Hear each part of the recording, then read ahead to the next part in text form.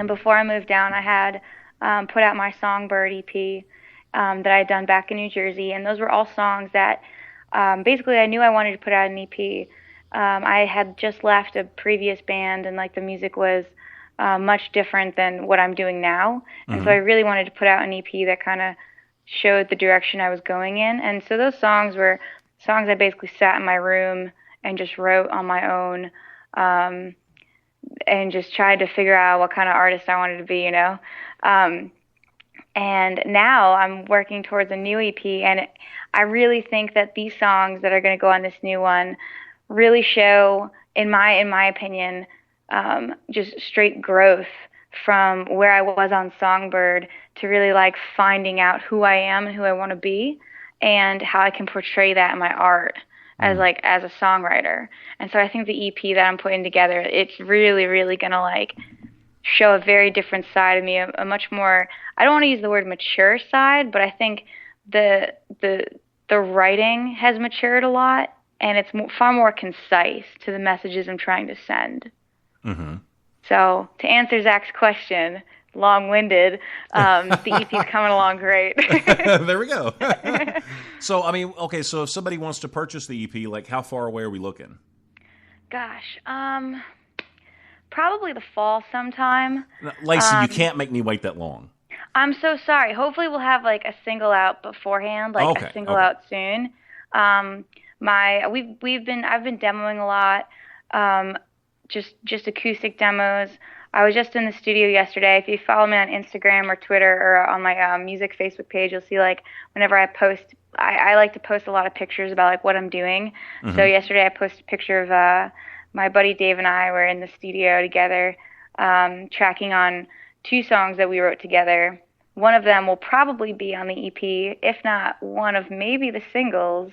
Not going to say too much about it, though, because I got to keep some suspense. But Gotcha. I'm really excited for these. So. Well, I'm glad you're going to release something before the EP comes out, then. That way we don't have to wait too long. Oh, definitely, And I'm so impatient. When I hear somebody I like, I want to hear more. Well, yeah, and I mean, I do try, because the thing is, like, EPs are so expensive, and since I'm, like, a self-funded, starving artist, Sure. I try and give you guys music as much as I can.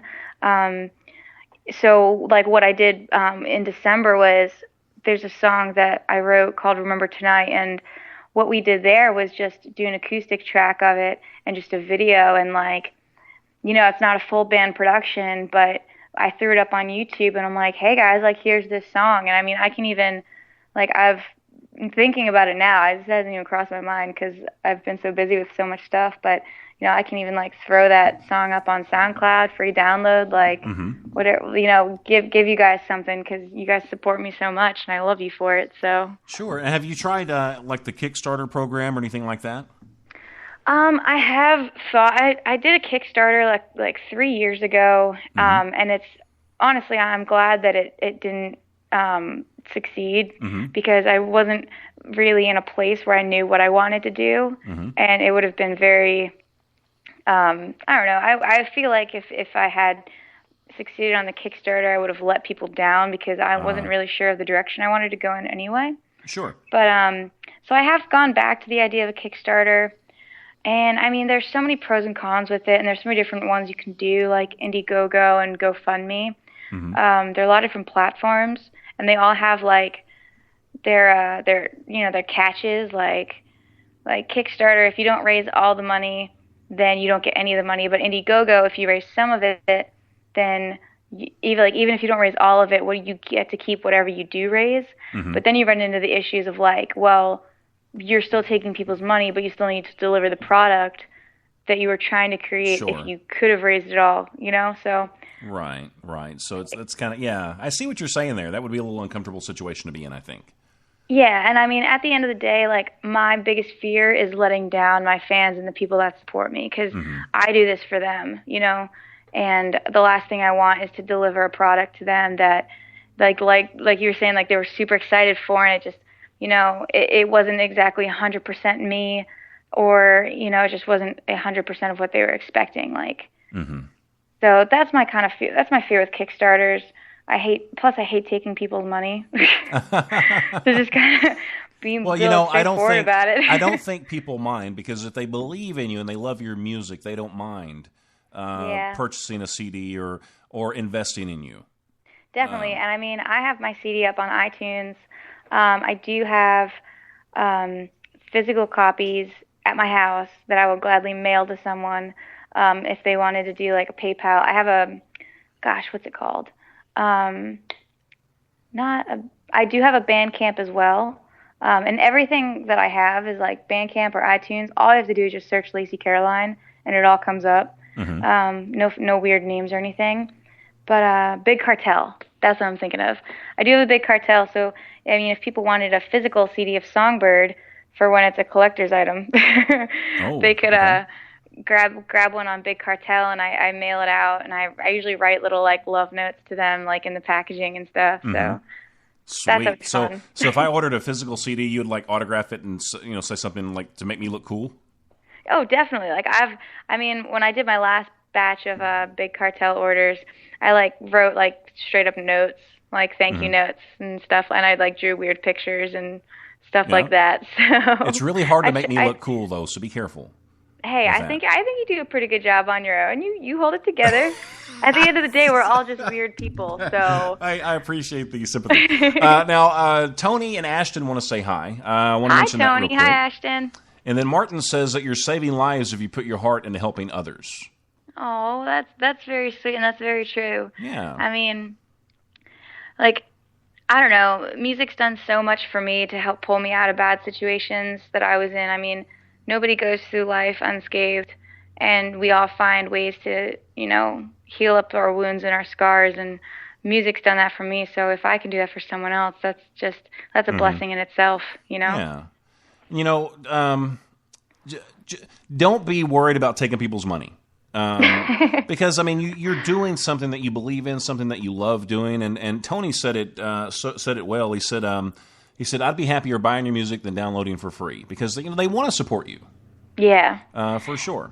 And I mean, I still buy everything off iTunes. I can't remember the last time I downloaded something for free. I still buy CDs from like Target because I just love like the notes that are on the inside of the album covers. I like looking at the artwork. Like I guess I'm like a dinosaur at this point because I still really like CDs. I like to have them both. I like to have the CD just so I can hang it up or just keep it to have, and then I like to have the digital stuff to listen to. Yeah. Yeah, I mean, like, if you really love a CD, like, I feel like there's nothing cooler than having it as, like, framed artwork on your wall, Absolutely. It's just part of the artist and part of, like, what makes it an album. Now, what would you say, I mean, because you seem like a very intelligent person, and you seem like I said, you're down to earth. What would you say would be a good, description or a definition of success in your view? Oh, wow. We just got real deep. Success. I mean, I like to think I'm a big goal setter. And whereas I feel that too many people set very large goals at the very, very far end of the road, I feel like success is a culmination of all the little goals that you've set for yourself in your life. So I already consider myself successful because, I have awesome fans and awesome friends like Tony and Ashton who, liked my music so much that they drove 4 hours to see me come play in Chicago. Like that to me, I'm successful at that point. Sure. Like, I have amazing people like that I've created such a relationship with through music I've created that, like what gets better than that? I mean, I think Ashton and Tony, they're amazing people. Shout outs to them. And Zach. Zach's always supported me on everything too. But, I remember it was a couple weeks ago, I think it was Ashton posted a picture of my song lyrics from one of the songs off Songbird, and it had been like posted on a Tumblr or something, and it had been like I guess on like Tumblr they have like notes or like people like note it or like repost it somewhere or something like that. And it had been like reposted like over like 2,000 times. And I mean, that right there, that touched my heart so much because like when I wrote that song, like that's like it's a very personal song to me about my dad, and like kind of growing up without him, and so to see that connect to somebody else and have an impact on somebody else over 2,000 times, like Sure. Now, which song was that? it's a song off the record. Well, the EP is called Songbird, Okay. but the last track on it's called Daddy's Little Songbird, which is where the title of the CD kind of comes from. Uh-huh. And I think it was "You Only Get One Chance to Love, so love the ones you're with." Yep, and Zach just posted it on the because I'm watching the comments, guys. I'm here. She's got an eye on you. You better be careful. Yeah. So, oh man. So how old were you when you lost your dad? No, I didn't lose my dad. Uh-huh. I just grew up without him. Okay. It was like a big family situation. Everybody's got him. Sure. But we're actually best friends now. He came back. Oh, around, that's like, good. I feel so much better because my heart was yeah. breaking. Okay. No sad stories today. Okay, good. Now, when you first came to Nashville, you said it was a year ago, right? Yes, it was January 2014. So did you drive in or fly in or take a bus or what? Oh, I drove in. I drove a truck down. It was like a big, oh man, it was like a big 16-foot truck, and we towed my car like on the truck.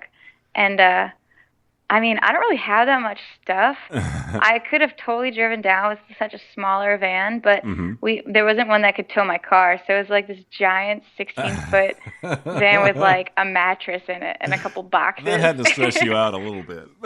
Yeah, it was like so unnecessarily large. Right. So when you arrive in a place like Nashville and you're here and you're ready just to go after those dreams, how intimidating is Nashville at first? I mean, when you get here and you're beautiful, you're talented, and then you look around the corner and there's a server at a restaurant that's beautiful and talented and can sing too. So is it intimidating or inspiring for you? It's definitely a combination of both. I mean, there's definitely like the shock value when you first get here and you go from being a big fish in a little pond of like your hometown or where I'm from, like the tri-state area, to such, to such a big pond, and now you're like the smallest, most microscopic fish in the world. But at the same time, Nashville's so small. Everybody here knows everybody. And like, I feel there are people that come into the situation scared. So, I mean, everybody comes into it scared. And if someone tells you that they didn't come into it scared, they are lying because everyone's scared. So you get here and there are the people that embrace it and, they're like, I'm terrified. But there are other people here that were in my shoes a year ago, 2 years ago, yesterday. And there's going to be somebody here that is in my shoes tomorrow, And you kind of realize that you don't get anywhere by being afraid. You don't get anywhere by, in a lot of situations, closing people off or not accepting help from others or not trying to help others. Sure. So when I moved here, I was absolutely terrified.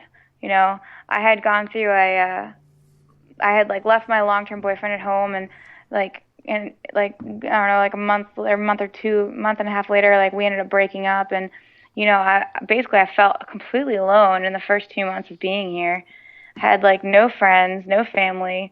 And, I just kind of had to buckle up my boots and get out there and just start meeting people and, be friendly, be welcoming, be open and warm. And I feel like people gravitate towards that more than they do like the cold shut off people. Sure. Absolutely. So, yeah, and then it's like, you go there and you make connections. This town is, I was watching Step Brothers last night. And I'm like, there's like a line where he's like, he wanted to join the family business. She's like, but you're a doctor. I told him that. He said it. He insists it's all who you know. That's true. But, yeah, that's really true. I mean, that's Nashville for you. I'm not saying I'm going to be a doctor tomorrow, but like Nashville it's all about the relationships you have with other people, your friends. Just going out there and meeting new people and being friends with people. And I've developed some of the most amazing friendships I've ever had in my life with people here in this town. And I don't know. I feel like it could have been a lot worse for me, and I like scooted by very like I don't know, like very very easily. Like I came here and I was pretty miserable for a couple months, but I just